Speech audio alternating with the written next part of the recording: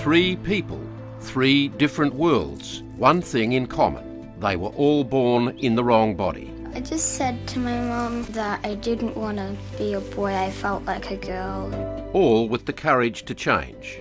How natural does it feel to be a girl? Very natural, the same as you would feel being a girl. I was a 56 kilogram female, I'm now a 85 kilogram bear. But will the community accept them? When you read all the reports about how it affects a young person, it is undoubtedly innate. Having the strength to embrace who you are. Welcome to Four Corners. You don't set out to measure these things, but I can't think of a more powerfully poignant story that I've introduced than this one. Nor can I think of one more capable of suspending prejudice and creating understanding. It's about transgender children, the potential nightmare they have to confront, the lives that hang in the balance, and a special brand of courage that is ultimately inspirational. It involves, first and foremost, children, then their parents, skillful and dedicated health professionals, and a more understanding court system. This is a very real social issue, more than you might think, and one we can only reveal because people were prepared to put themselves on the line in an utterly compelling way. There are 3 stories here of 2 girls trapped in male bodies and a boy who started life as a girl.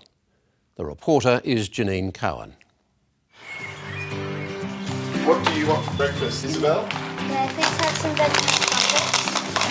And what do you want on your crumpets? Do you want Vegemite? Yes, please. And butter. Yeah, that definitely needs another mix, and another 1 minute, and then maybe another 1 minute. It's supposed to take 90 seconds in the microwave, you know. That's how you're supposed to eat it. Yeah, eat it when it's rock hard. The Langley home is busy in the mornings. Have you got the milk out? Yeah, I've got the milk out. The family live in Taggedy, a small rural hamlet 100 kilometres northeast of Melbourne. Yeah, it's pretty noisy and chaotic as a general rule. Kevin, that's You all go the same day for the Yeah. practice? Yeah. Wait, have you got a note? Yeah. Well, where is it? Naomi's a social worker. Is that the best condition it can be in? And Andrew runs their bed and breakfast. Talent quest. That's different. You think you've got the morning under control, everyone's up early and something always falls off the wagon. So this morning you're running a bit late, you haven't had a shower yet. So am I. No. The couple have 2 children. Hattie's 8 and Isabelle's 11. Oh, they're best of friends. Best of friends. I think Hattie really adores Isabelle. She's looked up to her since she was a really, as long as I can remember. There you go. Always imitated Isabelle whenever they were playing. Okay, table. They're sisters. They have the best of fights too. They get on each other's nerves at times. Do you girls always get along or do you fight sometimes? Fight a little bit, but not all the time. What do you fight about, Isabelle?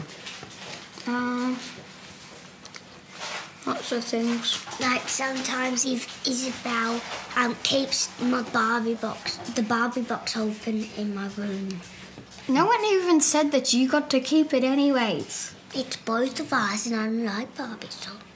You don't like them? So you can put in your room. Decision made.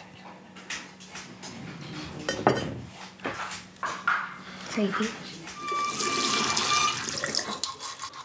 Hattie and Isabelle both have bright futures, but one sibling may have a few more challenges than the other, as one was born a boy.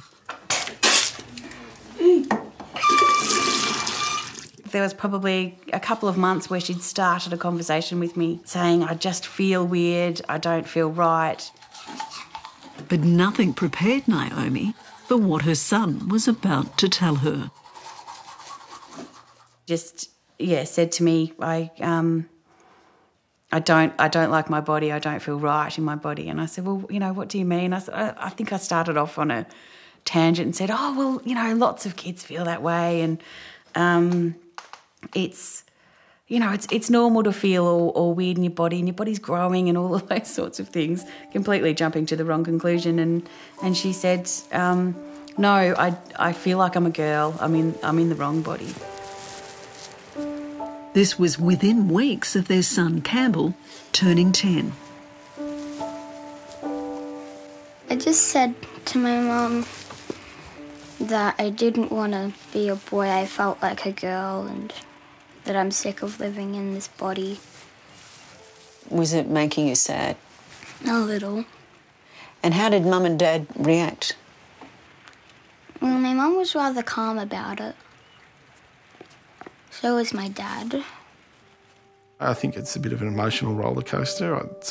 Initially, my thoughts were for Campbell then. It was, oh, geez, what's life going to deal? You know, this is going to be barriers. These barriers you're really going to want to put up with. We'd had conversations. Campbell, he may end up being gay when he grows up, and, you know, we're kind of prepared for that. Had these sort of little images of, you know, standing with a rainbow flag, and, you know, I was all for it. It was going to be great. When Isabelle told me that night, Andrew and I sort of said, why couldn't she have just been gay?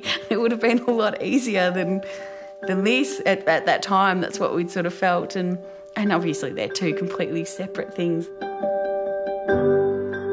Campbell was born on the 6th of June 2003. And from a toddler, he always preferred girls' things. Did you ever like boys' things? Never. My entire life I've used traditional girls' toys. I love sport. Could not get Campbell into sport at all. We had Lego and Matchbox cars, had no interest in them. As soon as we're home from where we're straight into dress-up, straight into either a mermaid tail or a Cinderella dress or fairy wings. Tried stopping it, but I couldn't really. Did you fight against it for a little while? I was trying to. I didn't really know there was anything to do about it. I started looking up things. Where did you look them up? Just on the internet. I just looked up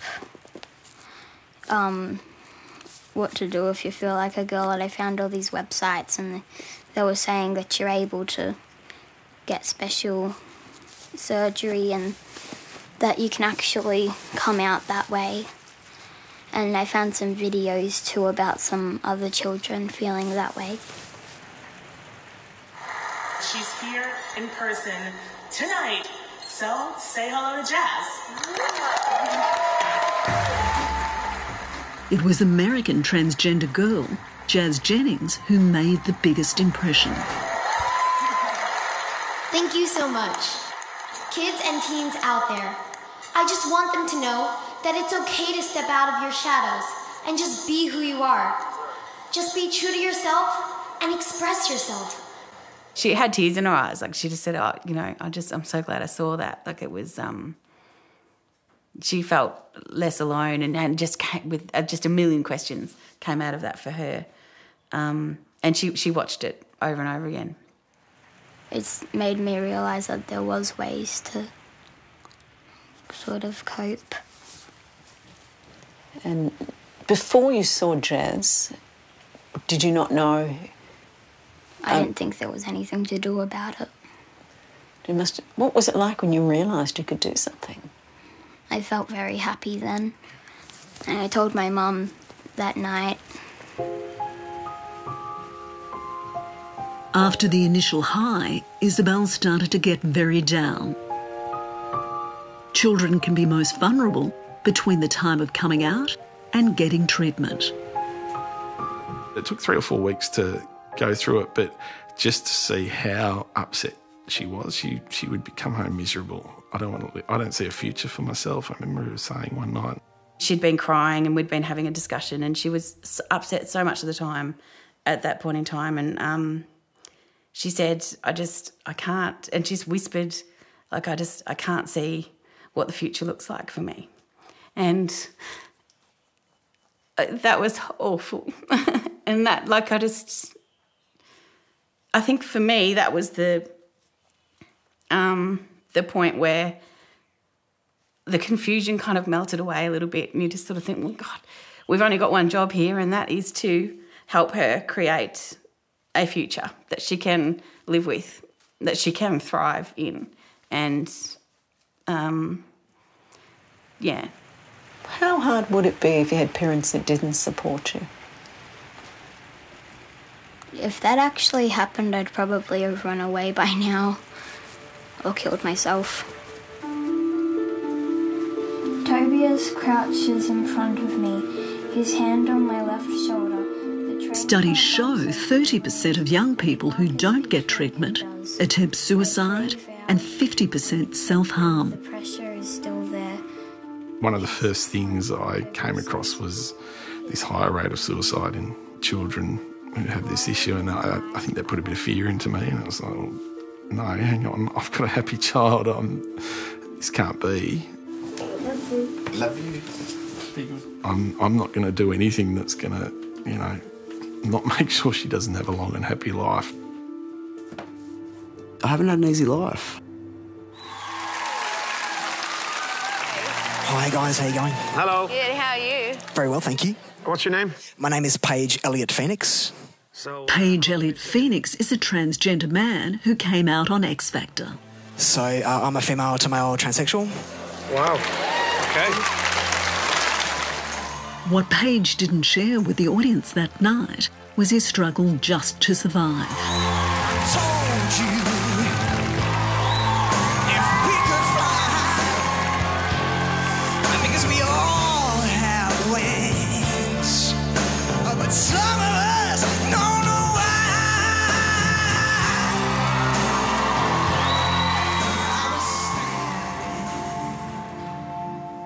When Paige was young, she didn't know she was transgender. Back then, many of these kids were treated as if they had a mental disorder.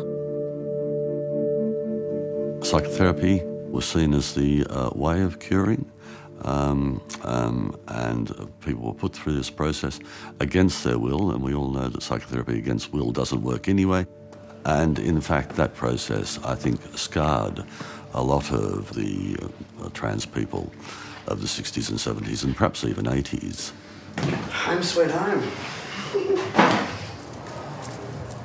Backstage, Paige Led Phoenix is getting ready to perform at a transgender health conference. I know, my secret's out. Trans Men Wear Foundation. Paige has come a long way since the confusing and traumatic years of his childhood. His parents tried to get their child to conform.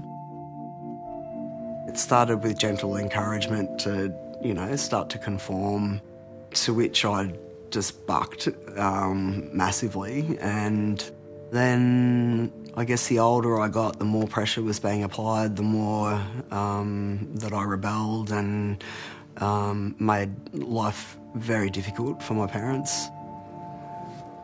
Since the age of 11, Paige lived in numerous foster homes, shelters, and even on the street. We couldn't find a way out of it. We couldn't find a way to understand what was happening, and my folks just didn't have the skill set to be able to deal with it. It wasn't until Paige was 32, after searching the internet, he discovered he was transgender. His parents had no idea. If we'd known what was going on, it could have been dealt with really differently. If my parents had been able to access some support around it, it could have been really different. I honestly believe that they did the best that they could with what they had. 7 years ago, Paige had chest surgery. It's shocking how many people, when you consider the stats with the major population, how many of our community are in that much pain and suffering that much. For young trans boys, of the terror of breasts growing, of a menstrual cycle starting, which is just on every level so wrong for them, and not natural for them. Four Corners has spoken to young transgender men who before treatment bound their breasts and even stabbed them. We've had very little time to rehearse, so we're going to be winging a fair bit of it. To help keep his masculine appearance, Paige injects himself every 10 days with testosterone. I was a 56 kilogram female and hairless. I'm now a 85 kilogram bear. So a person that transitions on testosterone late will be basically appearing as your average male within 12 to 18 months, and probably would have deepened his voice within 3. Yeah, just stick with your ethereal, kind of what you were doing in the rehearsal for that lyric. It was great. And Tonight, Paige is singing a duet with transgender woman Coco. Bad dress rehearsal means good show. That's right. Let's do it, beautiful. Okay. Good luck. Continue. Chop it on. Up. Lipstick. Yeah. Right. Okay. Paige contacted his mother recently, hoping for a reunion. The reply was, I think the sentence that stuck out was, to see you as you are breaks my heart. Yeah, so I was like, ouch, okay, yeah. And I kind of hit a point with it where I was like, yeah, you know what, even just holding this space for you and waiting for you is breaking my heart. I have a man whose dreams have all deserted. I changed my face, I changed my name, but no one wants you when you lose. Don't give up, 'cause you have a friend. Don't give up, you're not beaten yet. Back in Melbourne, Isabelle is making one of her regular visits to the gender clinic at the Royal Children's Hospital. We're here. It was here 12 months ago that she was first assessed. The numbers of children presenting at clinics around Australia have skyrocketed. So we've had a huge increase in new referrals to the Royal Children's Hospital, from 1 in 2003 to 100 new referrals just this year. And this is replicated across the Western world. So the same numbers are being seen across America, across Europe. Hello. Oh, hello. Come through. Hi, Isabelle. How are you? You well? Doctors like Michelle Telfer don't think there's more transgender kids than 10 years ago. They're just coming out and accessing treatment much earlier. What's changed is that people are feeling safe to come forward because of social change, but they're also becoming aware that we have treatments that can help them. And that's something that's only been around for about 15 years around the world, and probably only 10 years here in Australia. It's often difficult to diagnose children before puberty, as their gender can be fluid.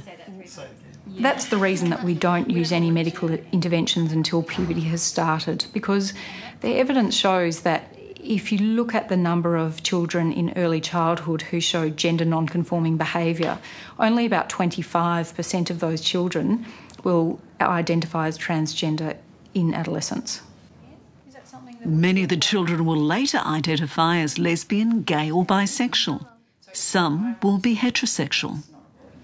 Once someone's gone into puberty, and I know Isabelle isn't quite there yet, but if she reaches puberty and she's still identifying strongly as female, we know it's not a phase. There's 99.5% chance she's going to persist with that female gender identity. So, Isabelle, do you have any questions for me? How do the hormone blockers work? That is a very good question. Now, Isabelle's anxious to start the first stage of her medical treatment, puberty-blocking hormones.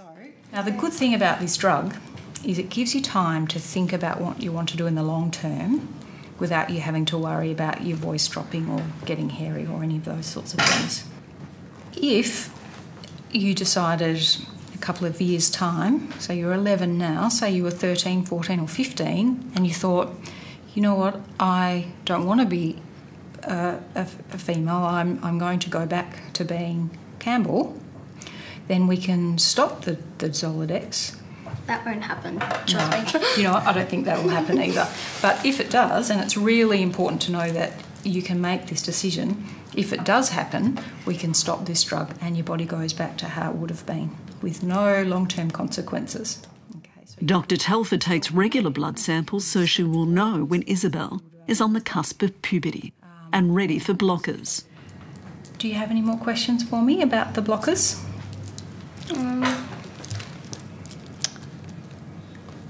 What was that word called again? This one? Yeah. Gonadotrophin releasing hormone. Gonadotrophin releasing hormone? Oh gosh, you could get a job here. That's hard to say. That's fantastic. That's almost longer than supercalifragilisticexpialidocious. Yep, It's almost. Longer. 10 years ago, children like Isabelle didn't have access to this treatment and would have developed masculine features. And testosterone is the hormone that makes someone look like a man. All right? So it gives you a hairy face, like your dad, and you get hairy legs and hairy arms, and you get a like really... him again. Yeah. Hello. Hello, Campbell. Hello. Thanks for coming in and joining Pleasure. us. How are you? Good. Good? Associate Professor Campbell Paul is Isabelle's psychiatrist. With help from Dr. Paul 10 months ago, Isabelle started living completely as a girl. So are all the other kids using Isabelle or? Before children are given puberty-blocking treatment, they're assessed by at least 5 doctors. Just look up. The process for the assessment is very rigorous. There's a team of us that are involved, and in the first instance it's a psychiatrist and adolescent physician or an endocrinologist, and we get a detailed assessment from the family. All right, just jump on here. As doctors, every decision that we make on a clinical basis is about weighing up the risks versus the benefits. And in this case, what we have is a risk of self-harm and suicide that is extremely high, and yet a risk of regret that is very small. We'll do your height next. Good girl. That's it.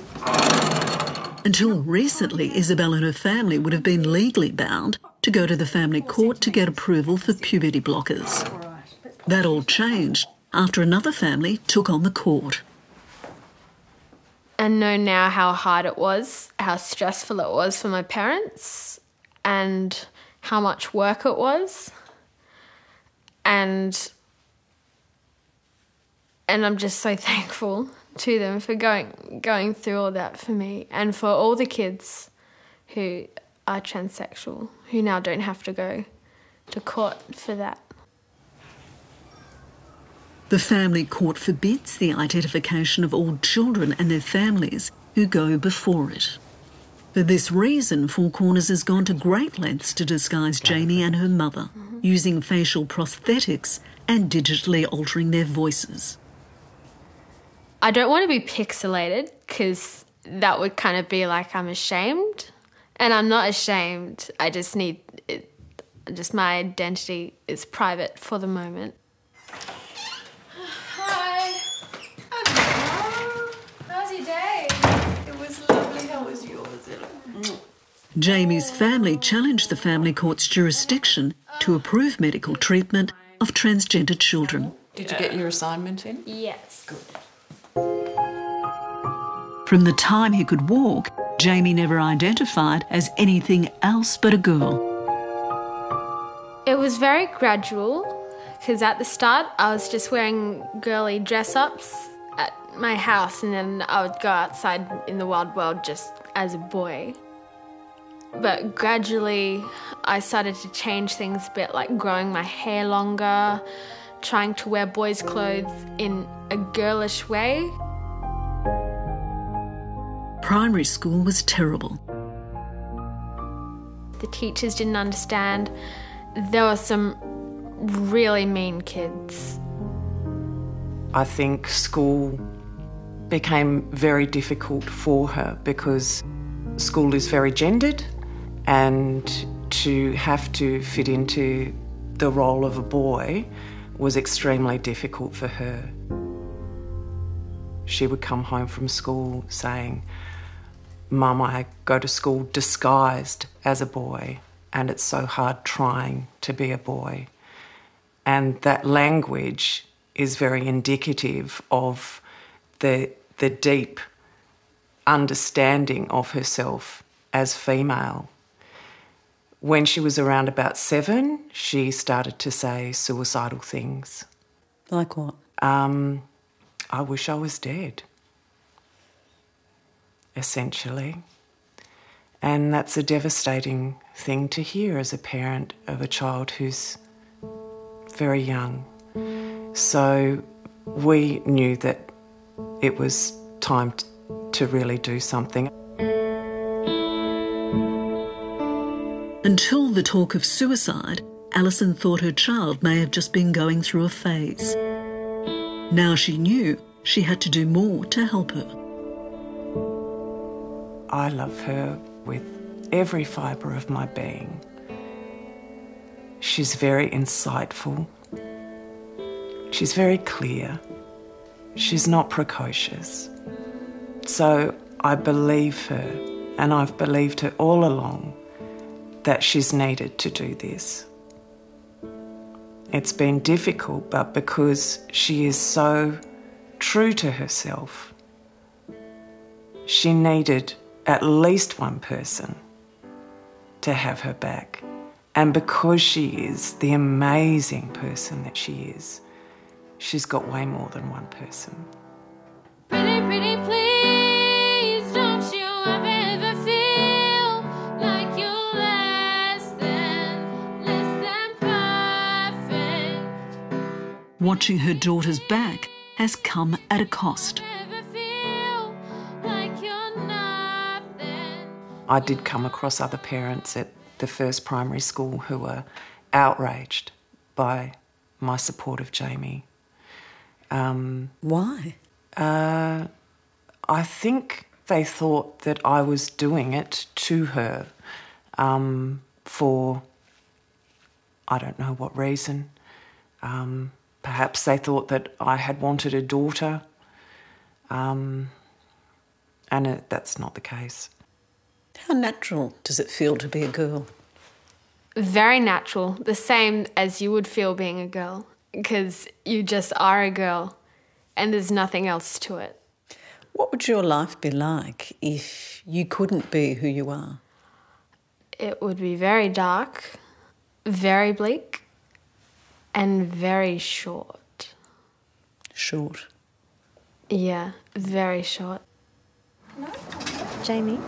Oh, yeah, that's what I was saying. I love that. It's That's cute. gorgeous. 3 years ago, Jamie needed puberty blocking treatment.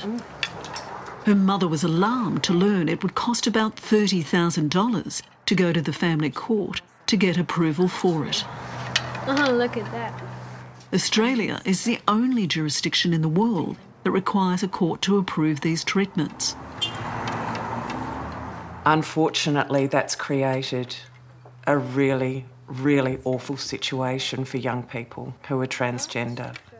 And it means that a lot of children are not able to access treatment in good time or even before they're 18 because they simply can't get access to lawyers and justice.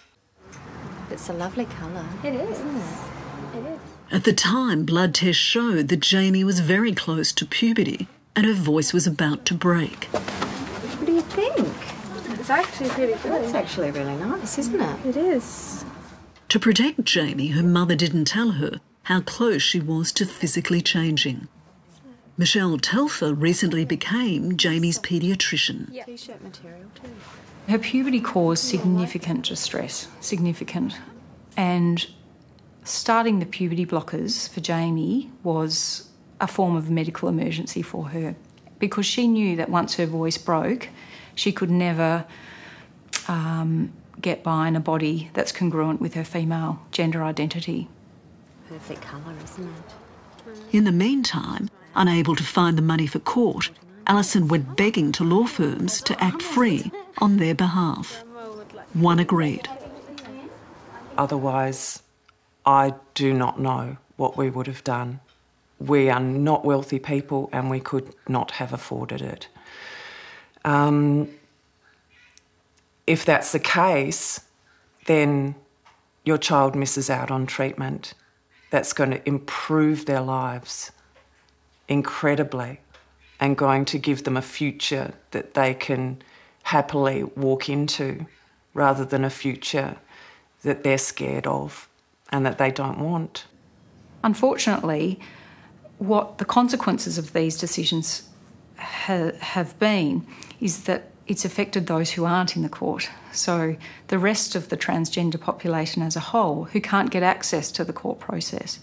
And what it has done is increase the morbidity and the mortality associated with gender dysphoria by decreasing access to treatment. The court decided Jamie, who was 11 at the time, could have puberty blockers. But the judge said she couldn't determine now what would be in Jamie's best interests in 6 years' time, when she would need the second stage of treatment, cross-changing hormones. We had requested that both stages of treatment be awarded at the same time, and that second stage was not granted. We thought that that was unfair because it meant that we would have to go back to court twice for the same diagnosis and the same treatment regime. Jamie's family appealed against this decision. They also challenged the court's jurisdiction, arguing both stages of treatment should be the decision of the child, their parents and doctors. Diana Bryant, the Chief Justice of the Family Court of Australia, sat on the appeal case known as Re Jamie. Prior to the decision in Re Jamie, court authorisation was required for what's commonly known as both stages of the treatment. The appeal was partially successful. Children would no longer have to go to court for puberty blockers. But to obtain the second stage of treatment, the court would have to establish that the teenager was capable of informed consent, known as Gillick competency. It relates to the child's capacity in a holistic and psychosocial way to give informed consent to the treatment, so that in these kind of cases you'd want to be satisfied that the child concerned was aware of all of the problems, the risks, the dangers. You would want to know that the child was psychologically in a position where they could make these kind of decisions. Thank you. Thanks very much. Many doctors and families are not happy that young people, who will be about 16 at the time, must still go to court, this time to establish their ability to consent to treatment. I don't think going back to court is a good thing at all. I don't think it's necessary, to be honest. I don't think it's necessary that we have to go back to court so they can decide if I'm Gillick competent, because that's just up to the parents and the doctors, I think. They would make just as good as a decision as anybody, even better, because they're experts. For things to change, there would have to be a test case to the full bench of the family court, and then to the High Court. The Chief Justice told Four Corners she's keen to see this happen. Well, look, I'd like to see that the High Court have the opportunity to examine these kind of cases, these gender identity cases, and to decide whether or not the court has to be involved at all. But for now, the Chief Justice is prepared to consult with doctors about the costs and the process. I'm confident that we can put in place a process which will be easily manageable and will not be expensive for parties to be able to come to court and get a decision about capacity to consent.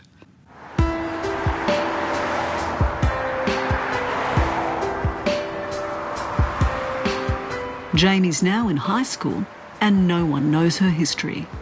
She's just another girl in class.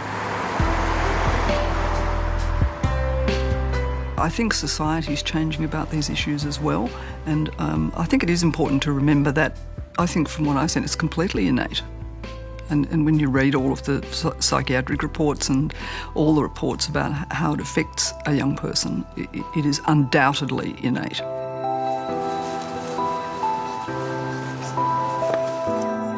It's been 15 months since Isabelle came out to her parents. Sometimes people treat me different when they find out that I'm transgender.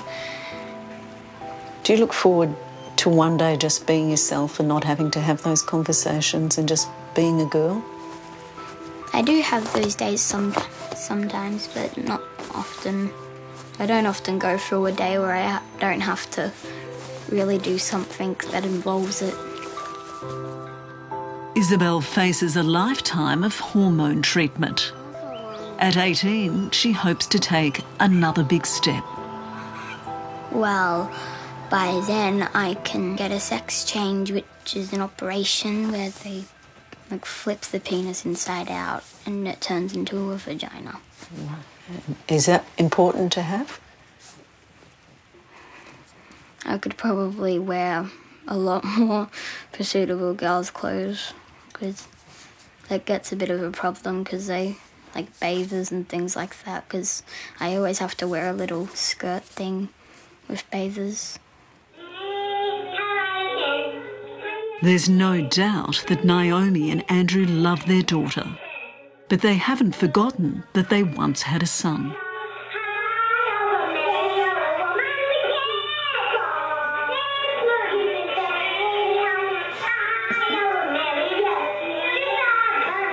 I remember as Campbell. It's interesting looking at old photos. You see, you know it's Isabelle, but I see her as Campbell, and I think of Campbell, as the little baby we had. And I feel a little bit sad. Like, I don't know, it's weird. I don't miss a son or anything like that. I think I just feel. I feel sad for the. We've still got it, but you grieve for the son. I don't think I do. Do you?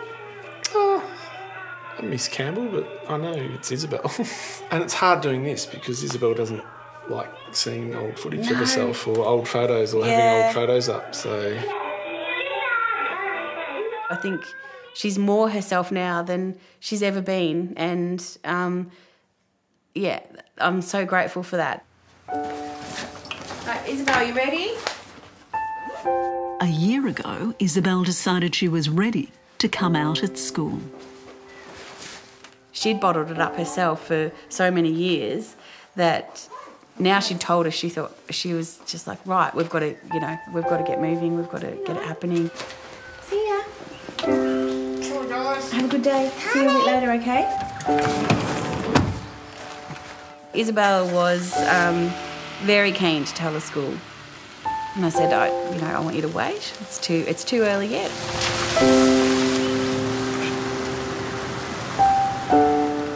Isabelle walked into my office one day and sat down, had a chat, and it turned out that she wanted to have a meeting with me, with Mum and Dad. And I got home from work the next day and she said to me, I've organised a meeting at school and you're invited. I was like, well, thanks, that's great. When Isabelle arranged that meeting, I hadn't come across anything like this before. I was quite emotional about it, but felt I had to be strong for Isabelle and the information that she was giving. Do you mean teary, like you were that affected? Yeah, I think so, particularly with the way that Isabelle was brave enough to say what she thought. Slowly, Isabelle started changing her appearance at school, wearing her hair longer and girls' trousers. This confused kids and they started to tease her. And you've been teased quite a bit, hadn't you? I counted up to 10 times a day, sometimes even more. And what sort of things would they say to you? Well, they would say the most common one was, "Are you a boy or a girl?" And sometimes people would say that how do I explain it? I'm not sure how to say it because they did use a bit of a bad word in it. I don't really want to say that one, but Tell me what they meant without saying the bad word. They said to me that I still had a penis, whether or not I dress up in girls' clothes. That one offended me a lot. Isabelle decided to write a letter to all 200 students at her country school. Hello everyone, I am a transgender child. This means I have a girl's brain inside a boy's body. This has got harder and harder for me the last 5 years. What was in that letter and what was the point of it? To get people to understand who I am and to allow me to be myself at school and be able to go out in public in the clothes I wanted. And to stop anyone teasing me. Okay, that was just to get your memory going a little bit about the concept. For an individual of her age to come forward and divulge that sort of information is, I think, incredible. To follow that up with the letter, that was really an experience that even parents have come forward, and one parent actually wrote how every time she's read, and she read it several times, she teared up and, took her hat off and had a conversation with her son about it and being brave and sticking up for Isabelle should anything untoward come about with this. So it really had a powerful effect on not just us from a staff point of view, but as a school and a community. After the letter, the teasing stopped and Isabelle started to get on with her life as a girl. I've certainly seen some changes in Isabelle since she's transitioned. When she first arrived at our school, which was 3 years ago, she often kept to herself, very much her own person. But now I've seen her branch out into greater friendships. Since kids have known, they've been more accepting of who she is. We were just overwhelmed with support. Getting stopped by people I had no idea who they were in the supermarket. Just, we got Campbell's letter just to know we've got your support. Our phone was ringing off the hook. When times get around, you fall back on us. It can be a tough road for transgender people who are trying to be true to themselves. Don't give up. But for most, it can be much tougher to stay in the shadows and do nothing. Sometimes it can be quite a journey to develop the courage to be able to self-support and put yourself out there as you are, especially if you're different to everybody else. But that difference makes you even more beautiful. The courage that someone must have to go through all of that and still want to pursue being who they feel they are, I just think that's something to be admired. Well, if you don't be yourself, you're going to be miserable for your whole life.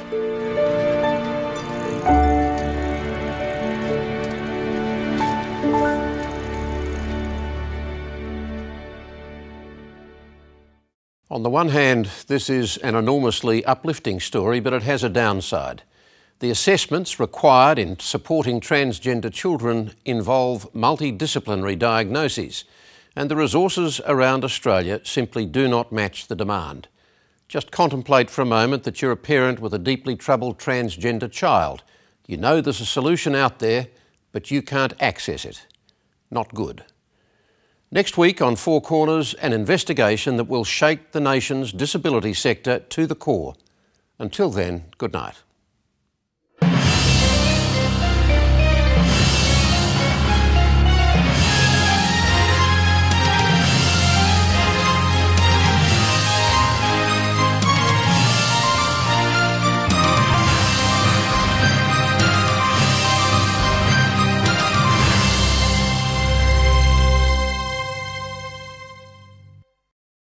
If this program has raised issues of concern, you might like to call one of these numbers.